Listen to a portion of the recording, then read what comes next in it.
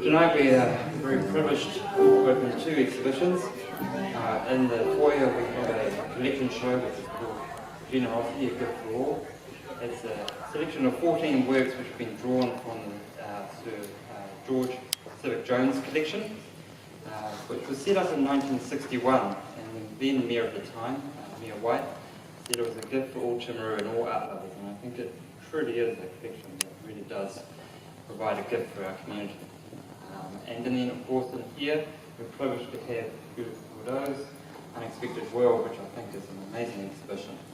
Now, to get things underway, it would give me great pleasure to invite Anthony, the Vice President of the Friends, to come forward and say a few words. Anthony.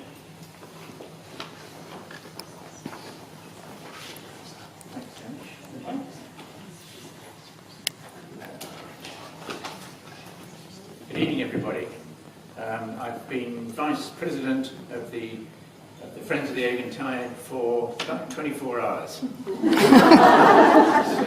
I'm a bit short on experience. Okay.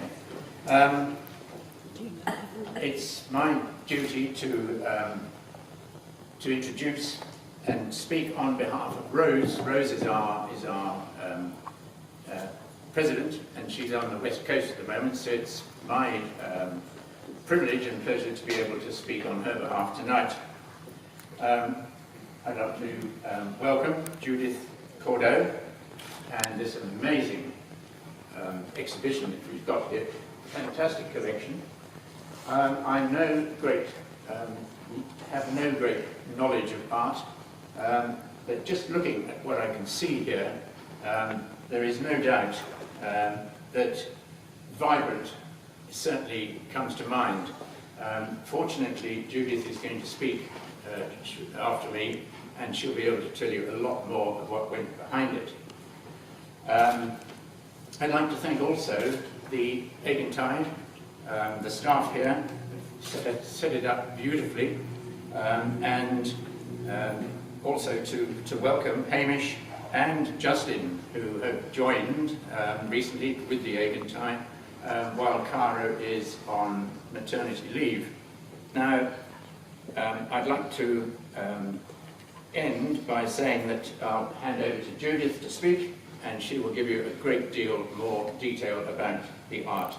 And later on, I hope that you will have a few more drinks at the bar with us, which is all free for and supplied by the Friends. And I think Judith also contributed something as well. Thank you. Okay, Judith, would you like to come?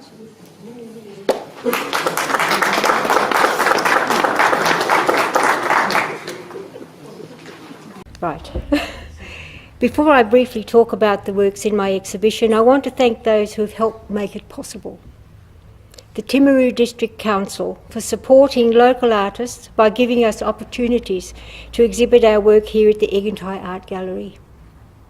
This is a great art space. It is welcoming and harmonious, set in beautiful grounds. Above all, it's people-sized. It's not intimidating. Cara, Hamish, Brent and all the staff, full-time and volunteers at this gallery, they are all professional, enthusiastic and friendly. I especially want to welcome Hamish, who brings with him loads of experience in the art world. I think we have a real gem here. Thanks for being here. The friends of the Aigantighe, they are marvellous. A bunch of people who really believe that art is important in our society, and they put themselves out there to support the gallery and its work. Thank you for hosting this exhibition. Among the people who supported me when I came to Timaru in 2014, I want to single out two very special people. The first is Pauline Pulford. I don't know if she's here, I haven't seen her, but you know, at the time she was the president of the South Canterbury Art Society and someone who has spent many years encouraging local artists. She really welcomed me into the local art community and introduced me to other artists. So thank you, Pauline. If she's not here, please tell her. The other person is Jeff Cloak, this monster here. Oh, look, he set up my website, and that website exposed my art to the world. And as a result, I was contacted last year by an Italian curator, Stefania Carazzini, who invited me to contribute to exhibitions in galleries in New York, Milan and London. So that was... And she did offer me another one in Berlin, but I said, no, I've got this exhibition and I haven't got that much energy, you know. Anyway, artists usually need picture framers, and I've been lucky to have Bev and the late Gary Nolan. Gary died before he could finish the works that he wanted to finish. There are about 5 left that he didn't make it. But another young man from here, Shannon McGregor, he stepped in and finished the final support. So thank you to those people. And also another special lady, a framer, Annette Coulter of AP Designs and Framing. I said to her, look, I'm representing New Zealand and I want the very best you can do for me. I don't want my works to look as though they come from some little village way over on the other side of the world. And she really came to the front there. And also I want to thank Catherine Day, my new friend, who played this beautiful music for us tonight. It sort of went with the artworks. And also I want to now, you're all here, I want to thank my very special friend, Jennifer Kire. She has supported me for many years. So thank you, all of you. And now the works you see here tonight. You will find a lot of little pictorial motifs repeated throughout my paintings. Poets and writers have favourite words. Composers like to use certain musical phrases. So too with my motifs. They are part of my language as an artist. They reflect various aspects of my life, events that have occurred. They have particular meanings for me and are not used randomly. Some images are quite recognisable. A cat, a house, a bird, some steps, even a line. You usually find some washing, because I've done a lot of washing because I've had 5 children and they feature. There's also rain, often you'll find. But it's up to you. You can discover whatever you like in my paintings. That's for you to find. We are frequently reminded that there are many forces that we humans don't and probably never will control. Hurricanes, landslides, floods and earthquakes. As well as nurturing and supporting us, the earth can release forces that destroy and cause chaos. To a certain extent, we can anticipate these events and prepare for them. For example, the Council is currently assessing how best the Aigantighe Gallery, and particularly the original house, can be strengthened to withstand a major earthquake. It is so important that this work is done. In Christchurch, despite many warnings over the years, very few significant heritage buildings were strengthened properly, or at all.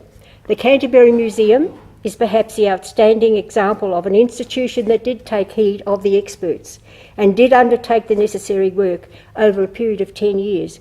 It survived largely undamaged, and so did most of our heritage that it holds, and that's what is so important.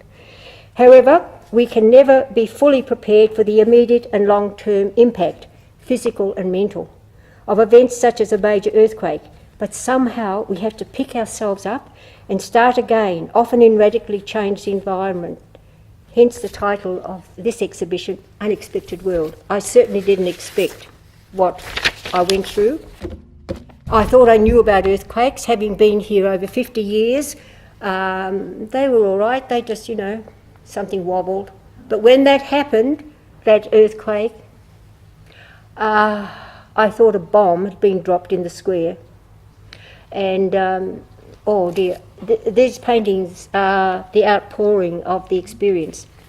The paintings I did for Stefania in 2016 and early 2017 were part of a huge number of works from 2015 onwards, which I realised as they developed were my response to the earthquakes that started in Christchurch 7 years ago this month. In fact, on the 4th of September, so in 3 days' time, it will be 7 years.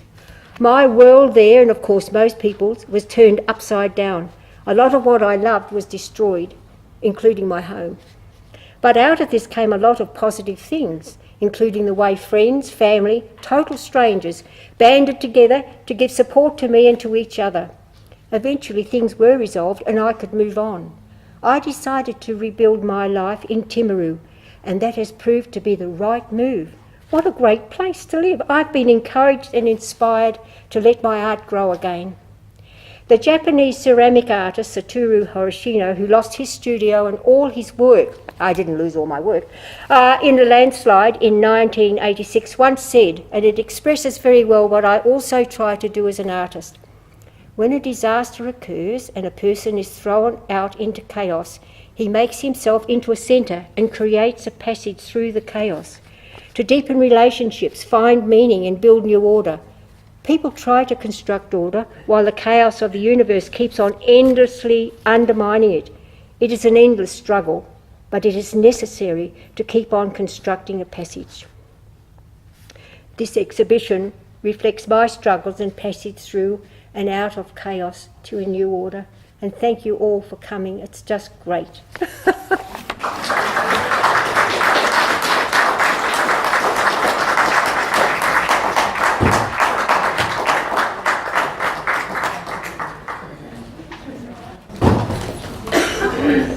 Thank you, Judith, for sharing this exhibition and for sharing your thoughts and your works with us. It's just fantastic. It's been a privilege working with you. Thanks again. These are for you.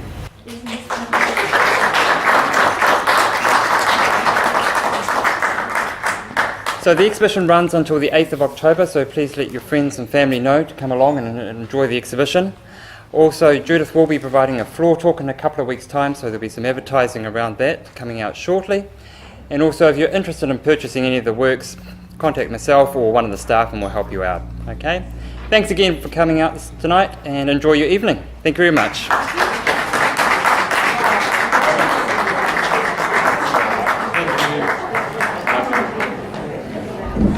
Well deserved.